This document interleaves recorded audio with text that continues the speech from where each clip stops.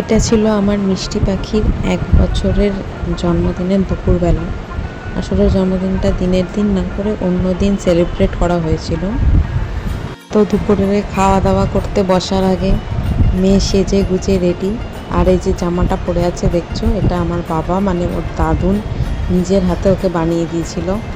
মানে এর মূল্যই আলাদা। হ্যাঁ জানি অনেক নতুন নতুন কেনা জামা অনেক কিছুই পাওয়া যায়, কিন্তু এই হাতে তৈরি এত সুন্দর ভালোবেসে বানানো আবার ডিজাইন করে এর মূল্যই আলাদা। তা খুব সুন্দর করে রেডি করে দেওয়া হয়েছিল, আর একদম পুতুলের মতো বসেছিল, আর ওকে লাগছিলও হচ্ছে পুতুল।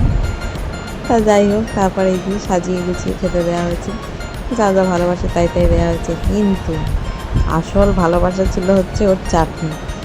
মানে ওর ঠাম্মি মানে আমার শাশুড়ি মা হচ্ছে ভীষণ ভালো সব রান্নাই করেন, কিন্তু চাটনিটা ভীষণই ভালো বানায়। মানে আমাদের সবারই প্রিয় বলতে পারো। ওটা না থাকলে আমরা সবাই কিছু একটা মিস করি।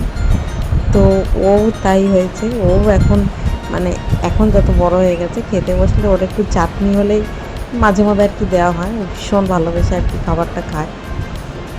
তো যাই হোক, সব কিছু ছেড়েও চাটনির দিকেই নজর ছিল। বুলবাটা তো একটু মাছটা ধরে ফেলেছিল, কিন্তু চাটনিটাই ছিল আসল প্রিয়।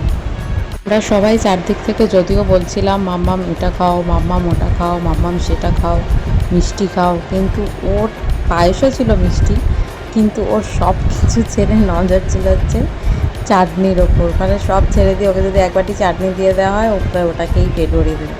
সব বাচ্চারই তাই আশা করি।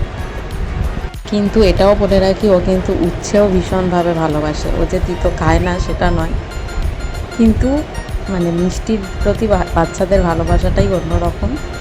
সেম ওরও তাই। যাই হোক, ওখানে সবাই ছিলাম। এইবার হচ্ছে পায়েসের দিকেও নজর গেছে, ও খাবে একা একা, কিন্তু আসলে তো একা খেতে পারে না, তাই আমি ওকে একটু চামচ দিয়ে খাইয়ে দিয়েছিলাম, নয়তো জামা কাপড় সবই নষ্ট হতো।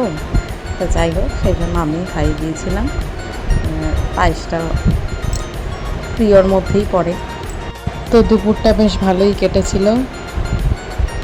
চলছিল গান বাজনার রিকোয়েস্ট, মানে ও গান শুনতে ভালোবাসছিল, যেটা ভালোবাসে আর কি। পারুল বন ডাক দিয়ে চম্পা ছুটে আয় ধিতাং ধিতাং বলে। তা সেটা গাইছিলাম আমি। অনেক সাউন্ডের জন্য আমি আর পুরোটা দিতে পারিনি, আরও বেশ মজা করে নাচ করছিল।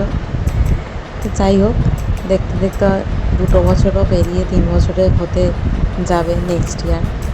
তুমি সবসময় ভালো থেকো, সুস্থ থেকো, এটাই আমরা চাই। সবসময় হাসি খুশি থাকো, ব্যাস এটুকুই আশীর্বাদ রইল তোমার জন্য।